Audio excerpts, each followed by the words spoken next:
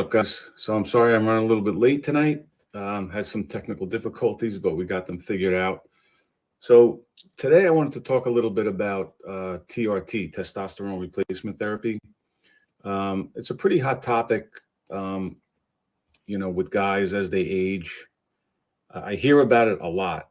It seems like I'm hearing about it more and more. I don't know if it's just because I'm more keen to it now. I hear about it from people.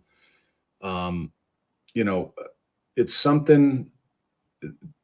Testosterone replacement therapy was synthetic testosterone first came around like back in the 1930s. And then by the, I guess, mid 1940s, they started to use it as therapy for people that had, when their bodies had trouble, they had low levels of testosterone, their body wasn't making enough. So they started, giving people this exogenous testosterone. Now, and over the years, I guess it's become more and more popular. I see it again. I'm more keen to it now. I hear about it from a lot of people. I've been, for some reason, I've had people, accuse me of taking it. I think that a lot of people look at it rather than something to, fix something that's wrong. In this society we live in today, everything's about vanity and quick results. And I think there are way too many guys that are looking to use it for all the wrong reasons. I've been accused of it. I mean, I find it somewhat comical. I've had some comments left on my videos, about saying that obviously I'm taking something or, TRT or something along those lines. Now I'm 59. I've said that before. I've never taken anything like that. I don't plan on ever taking it. I hope I don't ever have to. I don't know what circumstances I would have to do it. But this kind of kicked up, got me thinking about it more and more the other day. I had a friend of mine that I worked with. He's about my age, maybe 50, maybe a year younger than me. But he's been doing well lately, and he told me, we were going over, he was losing some weight. He's been working out. I said, that's all great. And he went to a new doctor, and he had some blood work done. And he actually showed it to me, and his blood work looked great. He looks like he's doing great. Then he mentions that he's taken TRT. So I said, well, why did the doctor give you that? And he said, well, my testosterone is low. So then I said, well, how low is it?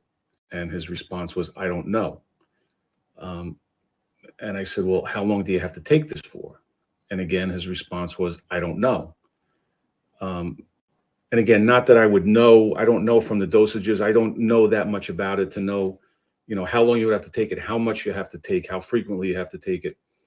But then I asked him about a dosage, and I said, what is he said, and the bottom line was, everything was, I don't know.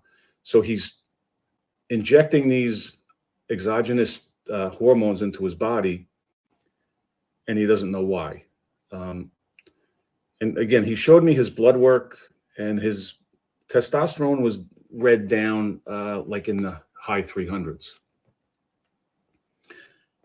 And depending on the lab that you go to, that range could be a little different. But the 300s, while it's not off the charts low, it's obviously on the low end of the spectrum. But my question then to him was, do you have any symptoms? Any symptoms that you're aware of that would lead you to believe, or that the doctor asked you about, hey, do you have this, that, or the other thing, that would want him to give this to you? And he said, no, I didn't notice anything. I felt good. Again, I've been working out. I lost weight. So, that's part of it that I don't get. And again, I know that there's guys that are younger and younger that talk about taking this stuff, and I believe it's because they look at it as a magic pill. Now, obviously, as we get older, so they say that it's actually a part of aging, that you have sarcopenia, which could be muscle loss, the lower testosterone levels. But I look at it from my case, and I've mentioned this before, I actually did a video sometime back in my videos where I talked about how to try and raise your testosterone levels naturally without taking drugs. And there are ways you can do it. And how do I know that? Because sometime back, my testosterone levels were, again, not off the charts low, but in that, say, like 300 to 400 range. It was on the lower end of the spectrum. And I never took any type of replacement therapy. I didn't think anything of it. I just did what I normally do. So that was probably, now I'm 59 now. Let's say that was when I was around 50. I just had my levels checked again, and I'm up around 700. So in the past X amount of years, my levels have actually gone up. I don't know what I did. I wasn't specifically trying to do that. I didn't have it in my mind. I'm going to do this. I'm going to live this way. I'm going to eat that specifically to raise my testosterone. I didn't feel like I had any type of symptoms where I had to do anything like that. I certainly never thought of taking exogenous hormones in that time frame. So, when people say, well, my testosterone is low and, I'm getting older, so it's going to get lower and then I have to take it. From personal experience, I don't believe that. I don't believe that to be true because it happened to me. I have an older brother. My brother's about a year and a half older than I am. And he recently went through a health scare. And over the past couple of years, he changed his diet and lifestyle drastically. And at 60 years old, his testosterone is through the roof. It's over 1,000. And again, he never took any type of replacement therapy or any type of exogenous hormones. So I think what happens is, again, a lot of this is lifestyle. When they talk about sarcopenia, muscle loss, age-related muscle loss, testosterone levels going down and things like that. My take on it is that a lot of it, I guess there is going to be some loss, as we age. But this whole mindset that, everything at 35 or 40 or even 50 and everything goes south, I don't believe that that's the case 100%. I think a lot of it is just an accumulation of a shitty lifestyle for the past 10, 20, 30 years catching up with us. And there's a lot of things that we do, that's going to maybe speed up that loss of testosterone or speed up the muscle loss or, signs of aging and things like that. So, testosterone is very important in the body. Obviously, it helps us to maintain muscle, helps with bone density, obviously your sex drive, which is a big one for a lot of guys, your mood, your mental state, and things like that. So, it is very important. Now, if you're living a sedentary lifestyle, you don't exercise regularly, this is one that I have a hard time getting through to people. Your sleep patterns. And again, I mentioned that I was in law enforcement for over 30 years. I had horrible, horrible sleep patterns. I worked all sorts of different shifts, day, night, and it was crazy. So, that's not good. And again, the stress levels, high stress, when we're highly stressed, you're going to raise those cortisol levels. And that's going to lead to lower testosterone, lead to a lot of things, a lot of, physical ailments, mental ailments. And again, and we're going to go right back to ground zero. It's a lot of it has to do with diet. It's this horrible, horrible food that we eat. And there are ways, like I said, I did a video a while back. There were some things, you got to make sure that you're getting enough vitamin D. You want to make sure that you're getting enough zinc. Magnesium can help with it. Nuts and seeds. You want to get all those omega-3s, get plenty of leafy greens in your diet, plenty of protein, and being obese. Just generally speaking, if you're obese, that's obviously a sign of you're not doing other things right. So again, it's an accumulation of all of this stuff that's adding up. And again, another one is going to be the booze. You're doing drugs, you're getting high. But I think, again, I'm going to go back to the beginning when I started talking. A lot of guys, rather than fix the things that are causing the problems, right, and cleaning things up, because that takes a lot of effort. It takes a lot of effort to change everything that I just mentioned. It's a lot easier to go and either get a needle in your ass, or, they have the, what is it called? Androgen. You put on your skin, the testosterone replacement. It's a lot easier to do that than to say, I'm not going to drink, I'm going to exercise regularly. I'm going to do all I'm going to change my diet. So, and the other thing too is, you're putting these hormones into your body. There's a cost. There's always a result. Something's going to happen. There's consequences for everything we do. There's consequences for everything we put in our body, whether it's food, whether it's a drug. And these TRT clinics are popping up all over the place. And I know for a fact that I can walk into any one of them and see whether it's a doctor or a clinician or whatever they have in there. I know I could walk out of there with some type of regimen and get myself on TRT, without a doubt. But people think that this is just some inert substance that you're going to put into your body, and all of a sudden your sex drive is going to go through the roof.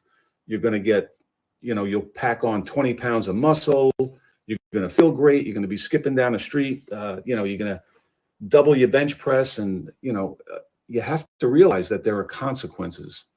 If you get, and everything, all these so-called drugs. And again, we look at them as if they're some inert substance. Now, I'll just give you one right here. These are possible side effects. Stomach pain, nausea and vomiting, heartburn, diarrhea, or constipation. So you can go one way or the other on that one. Dizziness, lightheadedness, headaches, allergic reactions like rashes, difficulty breathing. You have an increased risk of bleeding, especially if you take it with certain other medications. Increased risk of heart attack or stroke, particularly with prolonged use. That's possible side effects from Motrin, ibuprofen, probably one of the most used drugs in the world. I know I used to take it all the time. I know people that take it all the time. We give it to our kids all the time, any ache, pain. And it's the same type of thing you'll see with Tylenol and aspirin.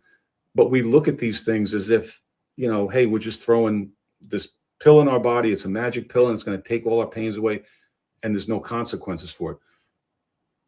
So if that's something like a Motrin, an anti-inflammatory drug, and again, that's something that we use constantly, and we don't really give it any thought, right? Because they're so common.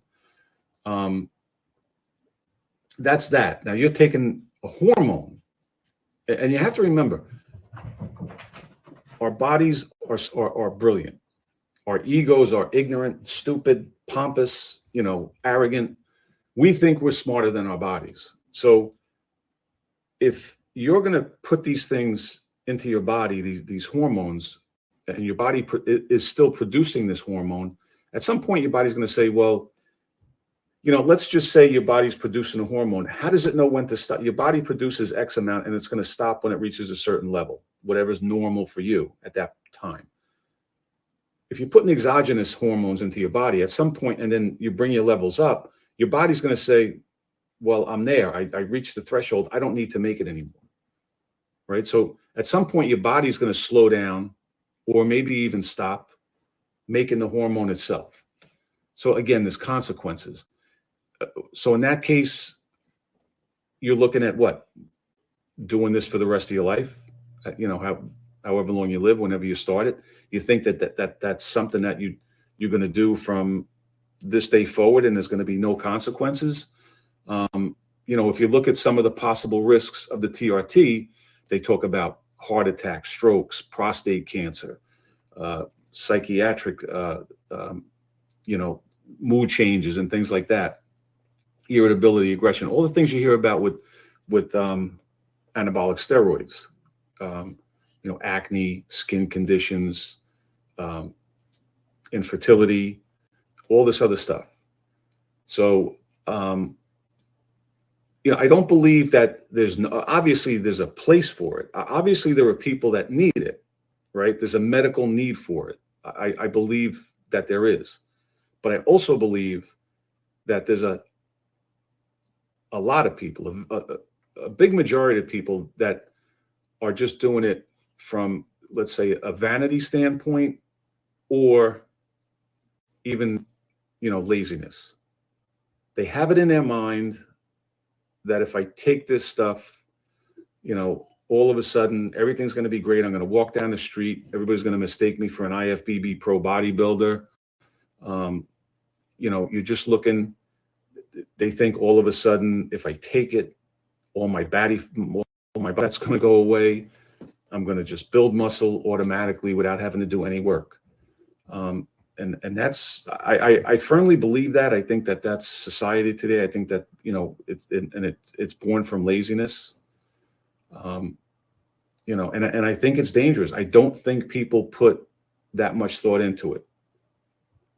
And again, this friend of mine, I think we're so inclined when we go to doctors, we have this faith in them, like this belief that they're doing everything they're doing is right, and that they know. And this is not an exact science.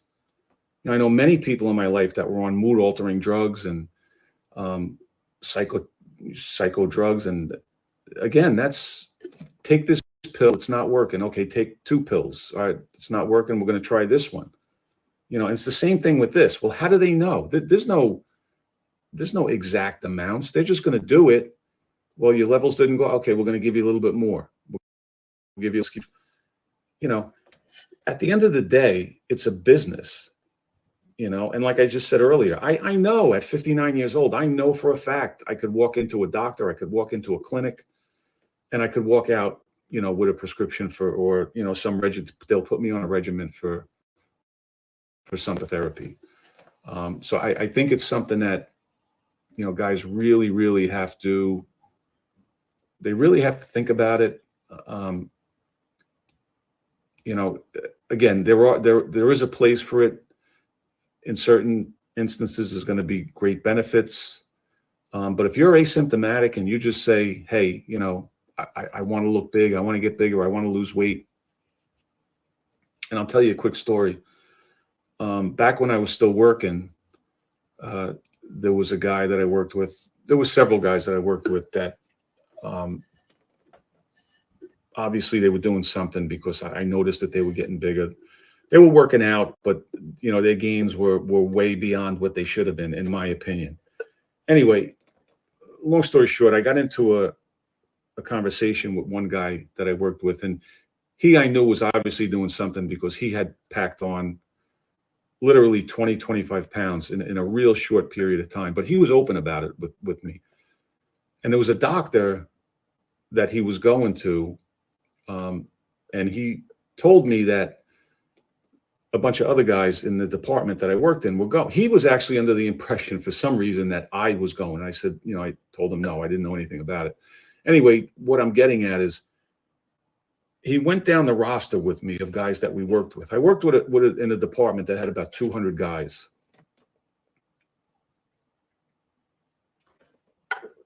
He pointed out out of 200 guys, I believe it was 36 out of 200 guys that I worked with were going to a doctor and were getting these type of drugs, these the TRT and whatever else they were getting. And then it turned out that there was in the adjoining city, which was actually a bigger department. My department was about 200 men. The town next to us was the city next to us probably had about 800 guys on their department. Again, they had like a massive amount of guys that were going to the same doctor, as were guys in the fire department. So it was running rampant. And this went on for a while. And at some point, the insurance company that we were all insured under threw up a red flag and said, because they were all going, and this guy that I worked with explained to me that he just would, diagnose everybody with low testosterone, and that would justify giving them these drugs. So again, they threw up the red flag, the insurance company, and they said, "Whoa, time out. Something's wrong here. This is way beyond what should be normal, and this and that." And anyway, they shut it down. And I can't tell you, and I'm really not joking about this, but I can't tell you how quick, a quarter of my department just all of a sudden shrunk down in a matter of 6 weeks. But yeah, it was that prevalent. And now I'm going back. That was probably 15 years ago when around the time this incident took place. But ironically, the doctor that was doing it, apparently he was also taking it shortly after this incident, maybe about a year later. He took a heart attack and died. Now, was it related to whatever he was doing? I don't know. I can't make that call. But again, I just don't think, I certainly don't believe, that majority, that many guys that I worked with had low testosterone. I don't believe all the guys in the town over and all the guys in the fire department that we worked with all had that low testosterone. I think, obviously it was some type of scam. And these guys were going, and it was just from a vanity standpoint. And they weren't given it. There was no thought, about ramifications, about side effects. And that's what it is. It's another thing where it comes down to almost like a peer pressure thing. And I think that's a lot of what went on with the guys that I worked with. So, it could be dangerous. Again, I'm not sitting here saying that this is something that nobody should use, that it should be banned. It should be, there is a medical place for it, but I don't think that it should be used anywhere near as much as it is today, just again, from a vanity standpoint.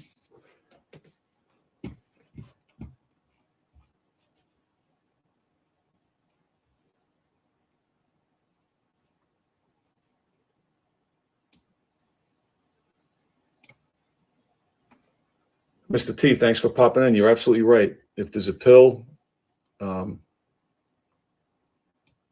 take it.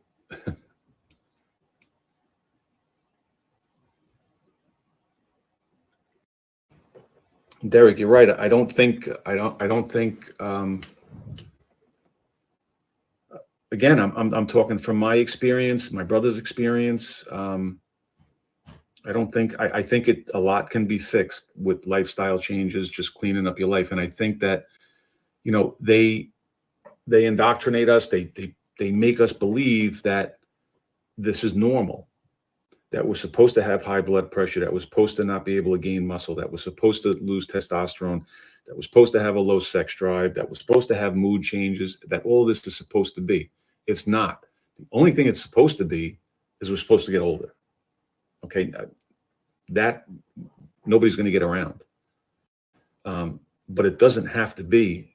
I forget the exact number, so I hope I'm not misquoting it. But I think, again, I'm 59, so I think the number I read was in the United States, the average guy in his 50s, I believe the number was 6. Let's say 6 is on 6 prescription medications. That's not supposed to be. That shouldn't be. It just goes to that. Again, I talked to my buddy, who's an intelligent guy. But this blind faith that we put in these doctors. I had another friend of mine who was on a statin, and we were going over his blood work, and it was perfectly fine. And they look at one number, that LDL. That's another big scam, and they'll say, "Oh, well, that's a little bit high, so we have to give you a statin." And I spoke to this guy at length, and I said, "Well, why are you taking a statin?" "I don't know. My doctor told me I need it." "Well, did he say how long you have to take it for?" "I don't know." "How long have you been taking it for?" "About 6 months." "No end in sight?" "I guess not, until he tells me I don't need it." I mean, why? You know what I mean? You have to question these guys. They're just people. They can make mistakes. They can be corrupt. They could be full of shit. And the people that they're not doing anything for you for free. You're paying them for a service. You know what I mean? If you hired a plumber, if you hired a carpenter and they came to your house and they were doing something and you saw and you said, I don't know if that's right or not. Should he be doing that? You'd walk right up to him and say, why are you doing that? Well, what's going on here? But we walk into doctors almost like little kids and say, okay. And we walk out with the prescriptions and just go to the pharmacy and take them. It's absurd.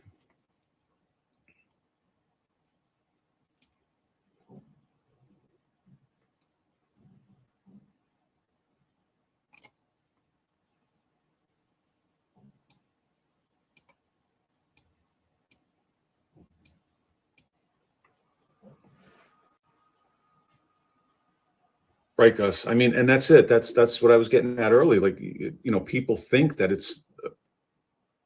the world is full of magic pills, but when it comes to us guys, they think that this TRT is some just magic potion. They're going to wave the wand, give you the needle, and you're going to jump higher, run faster, be better looking, be more muscular, be skinnier. And I know that's for a fact because I talk to a lot of people and they honestly believe that. They honestly believe it.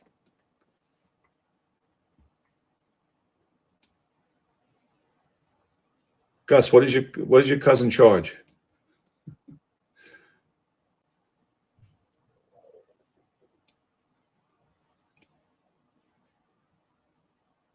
Derek, that's great. That's a great statement. Vanity, ego, fear, and insecurities, they're just as deadly as the drugs. Just as deadly. Just as deadly. To my point earlier where I said, our bodies are brilliant, brilliant machines. And it's our minds that just destroy us.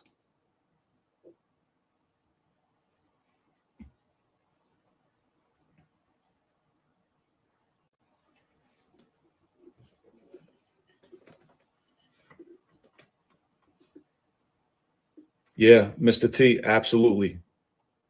They are weeded out. And if they go against the grain, they're ostracized, they're pushed out. Exactly. You know what I mean?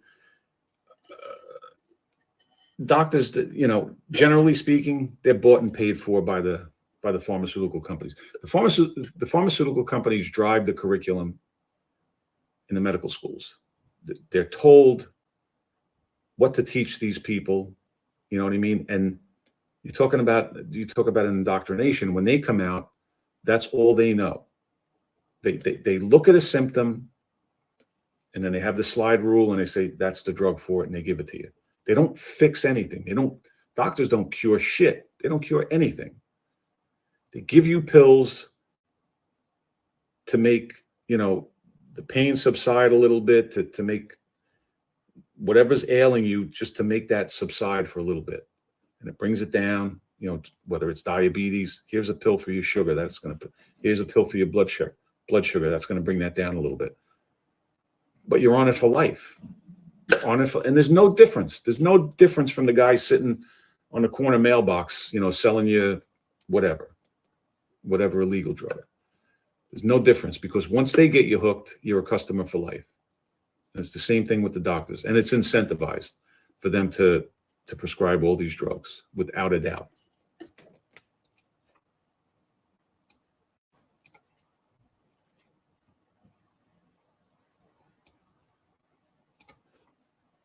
Yeah, Gus, you're absolutely right. There's no incentive for them to get us to keep us healthy. There's no money in that. There's zero money in healthy people at all.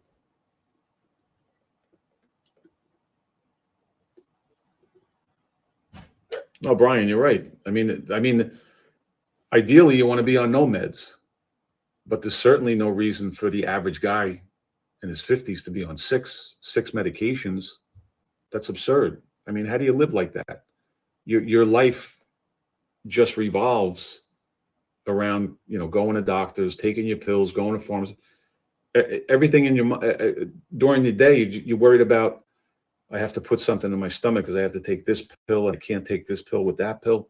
And for what? Again, they're not curing anything, right? They're just making the symptoms subside a little bit. You thinking that you feel better until tomorrow when you have to take another pill. And it goes on and on and on. And there's no end in sight until you're in a box.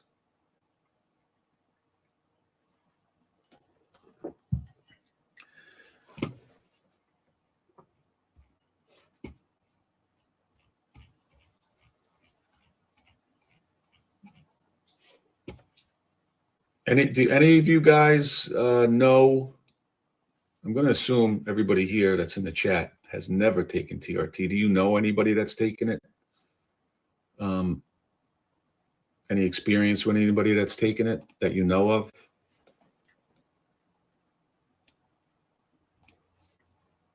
Sean G's in the house, everybody.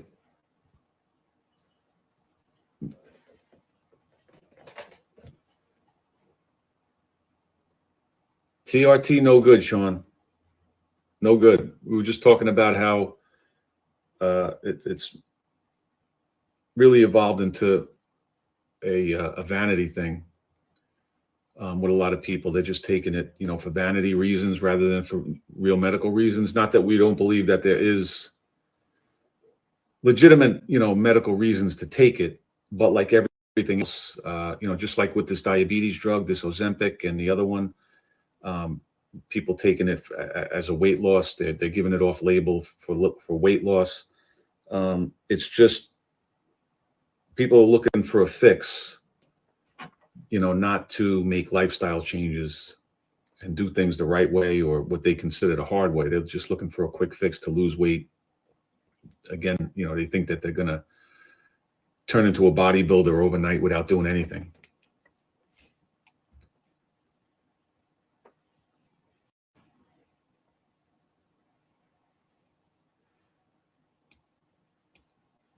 Okay. Yeah. So David Witten's here too, guys. All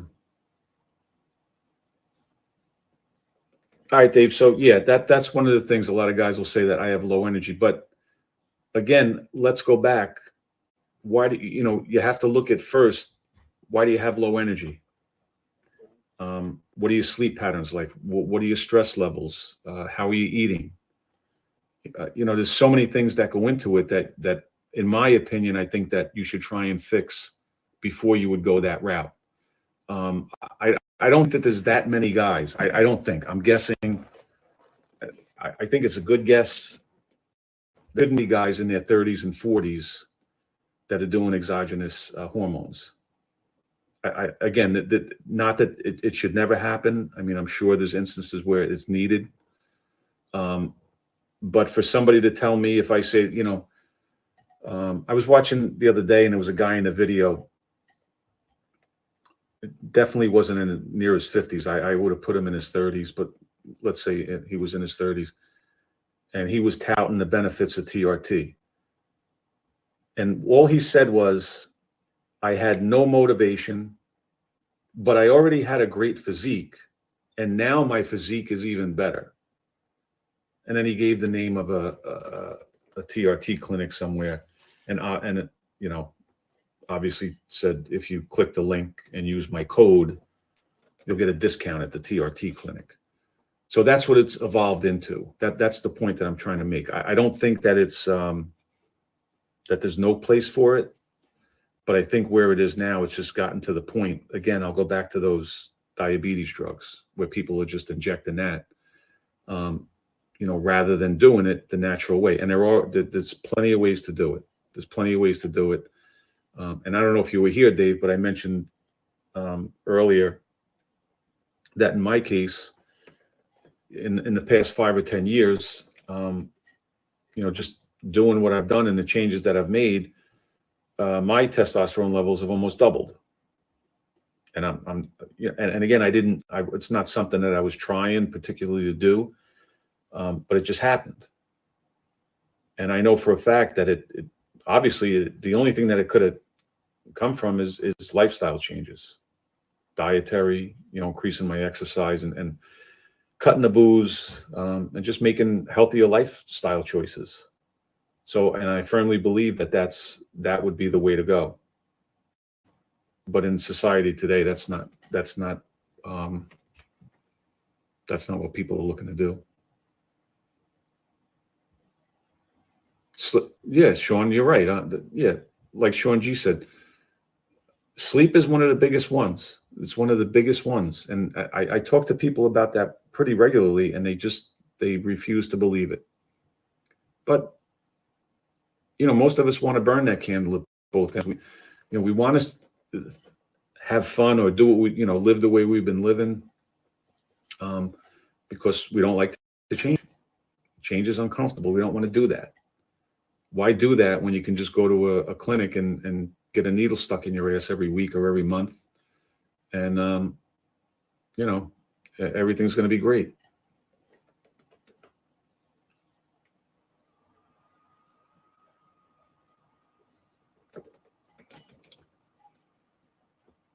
Yeah, George, you're right. It's temporary. I don't know if you were here earlier. I was talking about some guys that I work with. There was quite a few actually, guys that I worked with that were taking it. I believe some of them were taking some other stuff too. But when they stopped taking it, I mean, in the matter of, it was quick, maybe 4 to 6 weeks. They were just right back down to normal looking people, and it was drastic. Some of the weight loss was in the, I would have 20, 30 pound range, maybe. It was that drastic.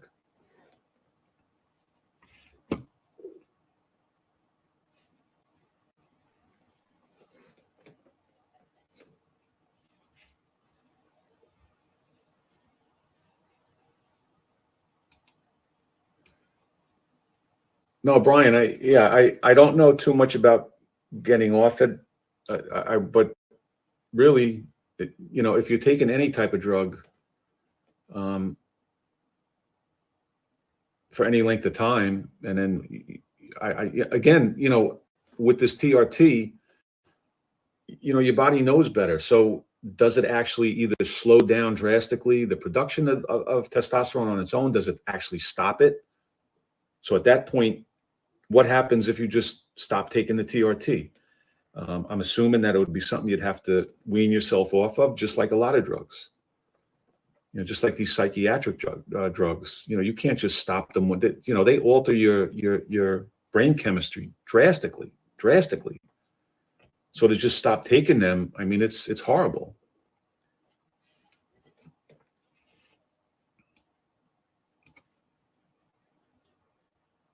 Sean G, thank you. Thanks for popping in, brother. I appreciate you. Thank you.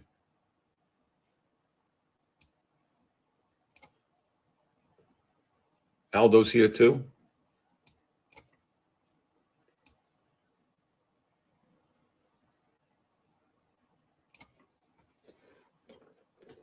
Tim Effect, no. Tim's here too, guys. No, absolutely. There's like I said earlier, Tim, there's repercussions for everything. Down to a glass of water. There's some reaction in your body to a glass of water.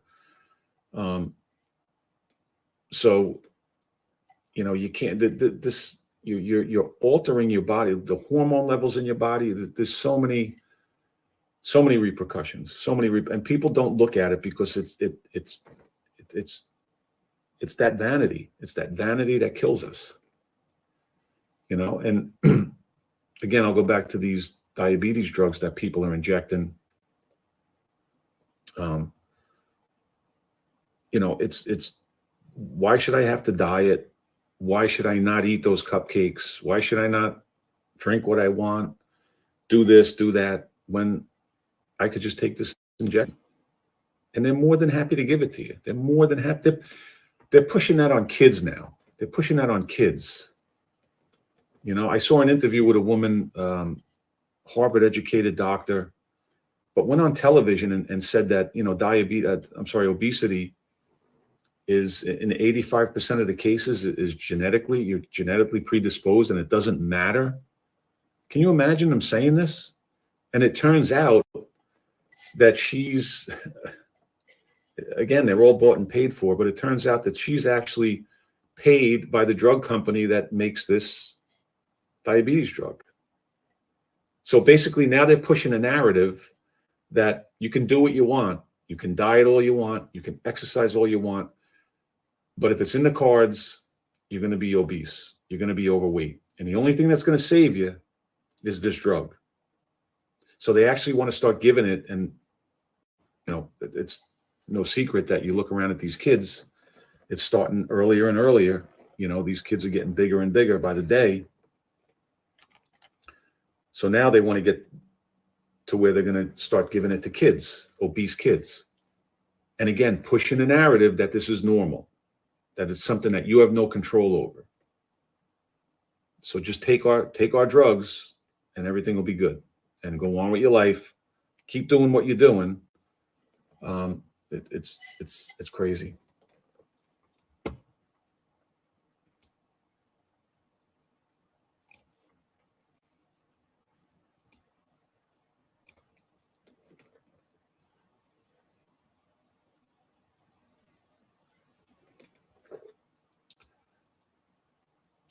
Yeah, Aldo, it's this. You're never gonna, you're not genetically predisposed to be 500 pounds. You're genetically predisposed to have a certain body type, right? You may be built bigger. There are so many things. Your eye color, your hair color. There's so many things that you can't discount genetics. But you're not genetically predisposed to be morbidly obese. You may have some genetic defect that could cause rapid weight. There are things, but in 99.9% of people, you have a certain body type. Everybody reacts to different foods. I could eat the same thing, everything every day, the same amounts, the same time, every day for the next 5 years. Aldo could stay the same weight, and maybe I'll be 20 pounds heavier. So in that regard, genetics is going to play a part. But to say that, I believe this woman said 85% of the time genetics plays a part in you being obese, and there's nothing. She said there's nothing you could do about it. You could exercise all you want. You could change your diet all you want, and it's not caused by your diet, this obesity. And again, she's bought and paid for by this drug company. Basically, it was on 60 Minutes, and the dopey woman that was questioning her, again, just sat there. She made a face like, that sounds kind of hard to believe, but didn't push her on it. My first question would have been, well, in 2023, 42% of the adult population in the United States, 4 out of every 10 people right now in this country is overweight, obese. That's incredible, right? But if you go back to say 1960, that number was, again, I don't want to give wrong information, but it was drastically lower. I'm gonna say I believe it was maybe 13%, give or take. So in the past 50 some odd years, it went from 13% to 43%. It increased by 30%. The whole human genetic code in the United States changed in 40, 50 years. Even if you don't believe it, wouldn't that at least cause you to say, let me do some research into this? Let me at least, you want to throw out that, well, correlation isn't causation. But why wouldn't you at least say, hey, why wouldn't a light bulb go off in your head? But again, it goes back to people have this blind faith. One woman on TV, she's a doctor from Harvard, and she said, there's nothing I could do. Give me the drug. And, people are very easily led. Very easily. What's that saying that, it's harder to convince somebody they've been fooled than to actually fool them, and that's what the masses, they just go along with it.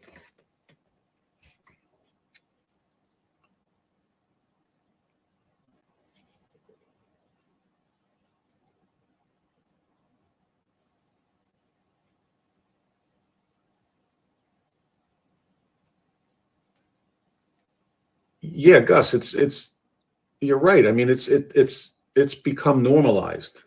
It's become normalized. And again, they keep pushing the narrative because that's where the money is. And then if you say to somebody, they call it fat shaming and this and that, whatever woke terms they come up with. But it's criminal what's going on, and they keep normal and they push it on us. I mean, look at I don't know, Sports Illustrated, right? They started putting heavier models on the on the cover because they're making it normal, and you can't criticize it.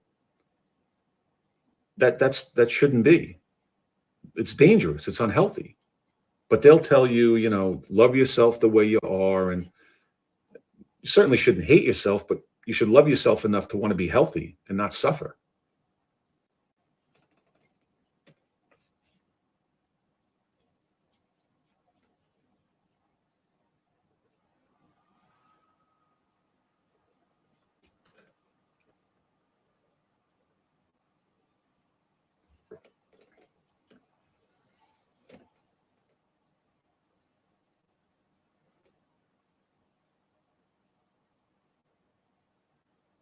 Yeah, Gus, you're right. There are people, they can be big and healthy. Absolutely. I agree with that. 500 pounds is healthy, right? If you're a guy or you're a woman and you have, there are plenty of people that are, would be considered somewhat heavy and perfectly healthy.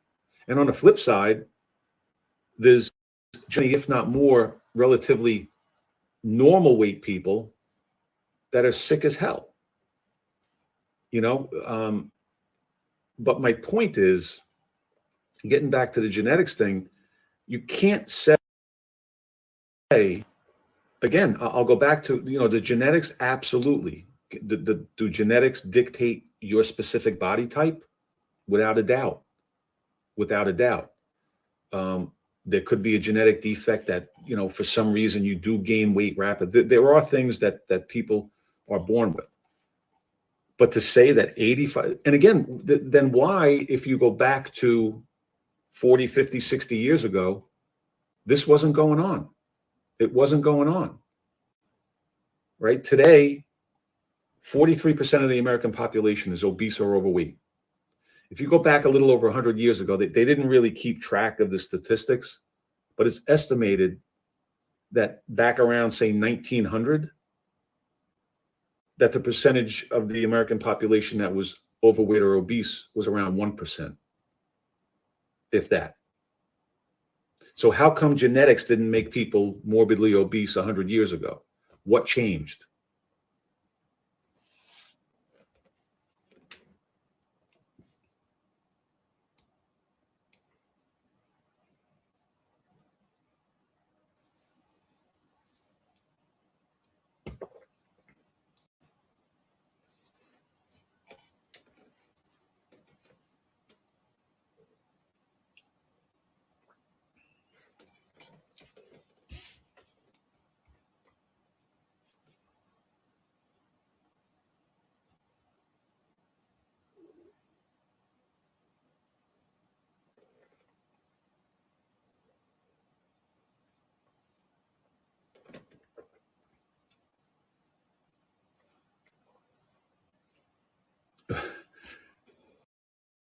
Gus, I agree. There's no doubt that, we're evolving. Evolution is a real thing. But to go from, a population that's 1%, if that's accurate, even if it's 10%, let's say it was, and it probably wasn't, because even, again, like back in the 60s, if you want to go with the evolution thing, back in the 60s, if 13% of the people were overweight or obese, right? I'll give you 10% in 1900. So 60 years later, it went up 3%.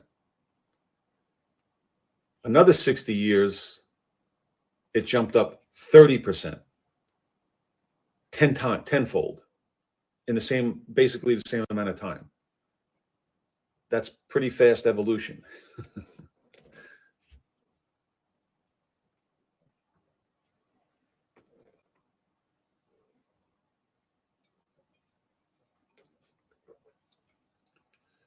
But again, I'll say it again, I'm not saying that every person that has a few extra pounds on them,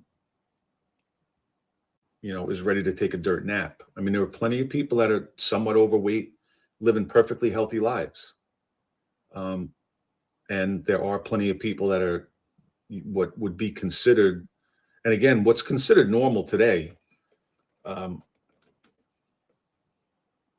If you take a 200-pound guy and you put him back 50, 60 years ago, he'd be considered, that wouldn't be normal back then. Back then, the normal guy was 170 pounds. That's not the case today. It's not the case today. And even women, women are getting exponentially bigger. If you don't believe that, go over to Walmart. Sign off right now and go to Walmart and come back and tell me that I'm wrong about that.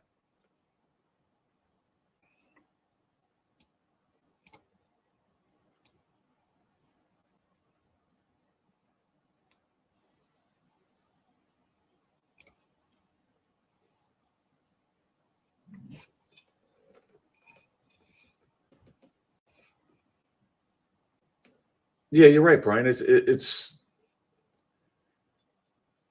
a combination. We could use a blanket statement of food, but it's what's in the food. It's how it's processed.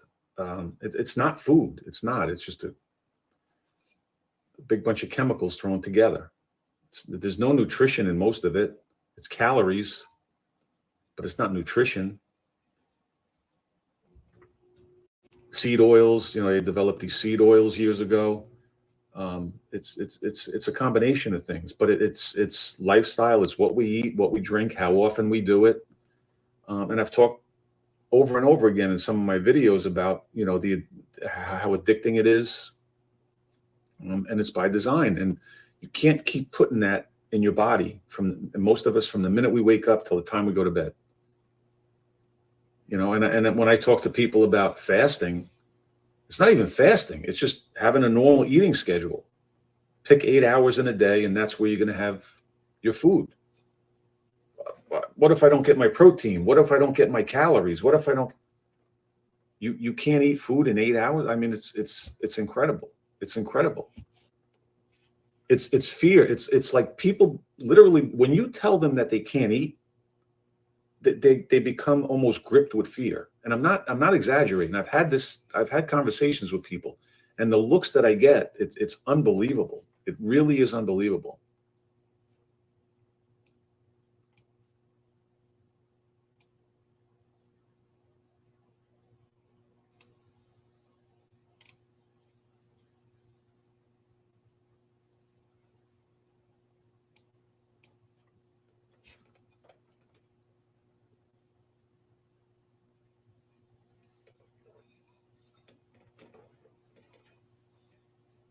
Yeah, Gus, I mean, you take these because the people in the mountains are living a natural life. They're eating whole foods. And you put what was it? I believe it was Japan. They had a very low incidence of breast cancer. And when these women came to the United States, where the diet was way different, the way more ultra processed food, the fast food, the incidence of breast cancer skyrocketed because of lifestyle and what you're putting in your body. And again, it's just to get people to believe that that's due to that. And again, even if you want to say, you could say, well, that doesn't really mean, how do you know for sure? Correlation isn't causation. That's something that everybody's coming out with. I'll give you that. I'll give you that. But it wouldn't make you look and say, hey, and start connecting to what's the common thread here. And we take that American diet and you put it all over the world in these other, like, Gus, you're talking about the people in Mexico in the mountains, and then you take people and you put them in a city. And again, you look at Mexico, the diabetes rate is even higher than here. It's even higher than the United States. I believe China and Mexico are through the roof with diabetes. You look at the amount of soda, Coca-Cola has their grip on Mexico. and they're feeding that. Those people are guzzling Coca-Cola from the time they're infants. They're putting it in baby bottles practically.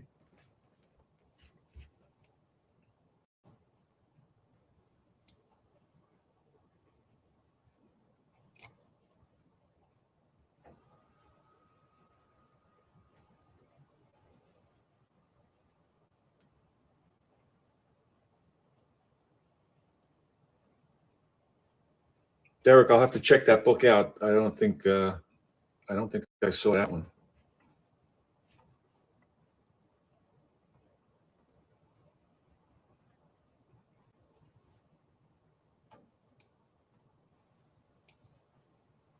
Yeah, Gus, I was a little surprised by China too, to be honest with you.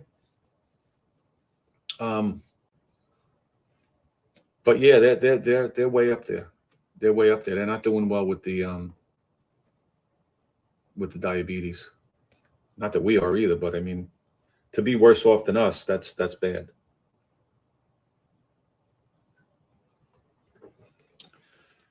George, you're right. That Coca-Cola, I mean, that's all of that soda, you know. I always said, anybody on here, if I came to your house, I don't care what kind of piece of shit, smack 'em up derby car you had in your driveway. If I walked over to your car with a 2-liter bottle of Coke and poured it all over the hood, you'd pull out your tire iron and you'd be throwing down. You would use any means possible so I didn't damage your car. But on the flip side, if I rang your doorbell and I said, "Hey, do you have kids?" "Yeah. Here's a free case of Coca-Cola for your kids." You'd be like, "Honey, look, this guy look, what a great guy. Look at this. He's giving our girl this Coca-Cola drink." But if I poured it on the hood of your car, it'd be a whole different outcome.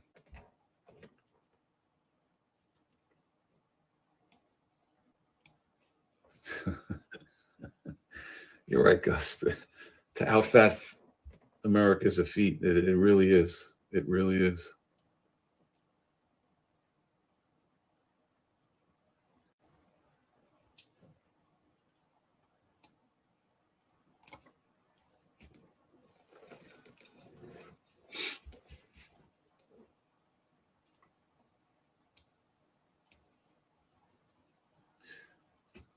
Yeah, the Coke's, it's not even too silent anymore, George. Like I said, I was watching something, look that up about, in Mexico, with the Coca-Cola company, like the advertising and how they push it. It really is like if they put it in all the schools, it's sad what they're doing. It's really, they're destroying everybody.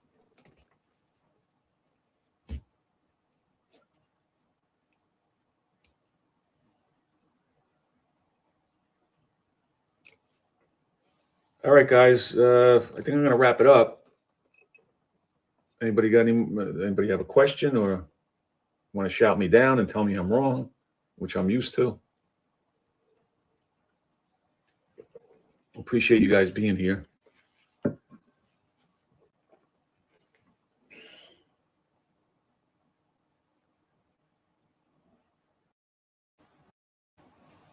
Yeah, Joe, that's what it is. I firmly believe that it's the processed food. Again, if you want to go back to, there are people that want to argue it, especially the food companies are going to tell you that, no, that's not the problem. But if you look at, actually look at two things, the development of these ultra processed foods, and back in the late 1970s, when they came out with the first iteration of that food pyramid, and that big wide bottom is all grain based, all carbohydrate based. And you could look at the obesity rates and the diabetes rates from that point on. And they're almost, they're just like parallel lines. They're right there. But again, people still want to argue it. And I guess I have no problem with that. But if it doesn't at least make you think, and say, well, if that's not it, if that's not what's doing it, then what is? What else could it be? or make you do further research on it, rather than going to a doctor. And you look at the curriculum in medical schools. General practitioner doctors, they get no training in nutrition. And it's almost a good thing, because any nutrition, again, if you talk to a nutritionist or a dietitian, the curriculum there is all driven by the food and pharmaceutical companies. So a nutritionist and a dietitian, they will never tell you not to eat. They're just going to tell you to keep eating, that it's okay, that it's normal to eat, because that's the way they're trained. That's exactly the way they're trained. And if you look at some of the things, if you go on the American Diabetes Association, if you go on their website, they're bought and paid for by food companies, bought and paid for. And they have, we have recipes that you could follow. And they're all not all, I can't say all, but a high percentage of them are all carbohydrate-based meals. They're telling people to eat oatmeal. Diabetics, they're telling them to eat oatmeal and fruit with Splenda or honey. They're telling diabetics to eat pure sugar for breakfast. It's absurd. It's absurd what they're doing.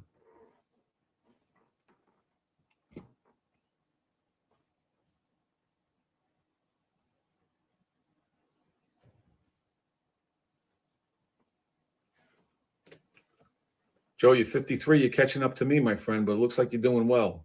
Keep up with that diet. Martial arts, great. And calisthenics. Good for you, brother. Good. I'm glad to hear that.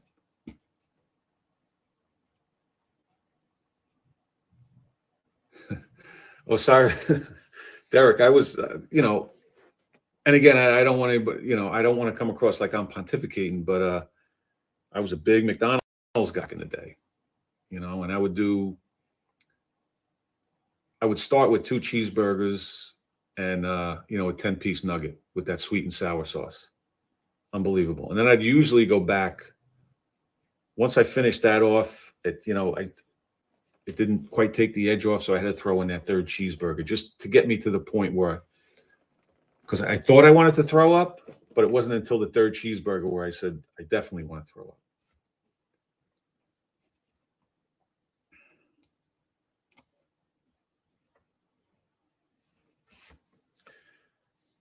All right, guys.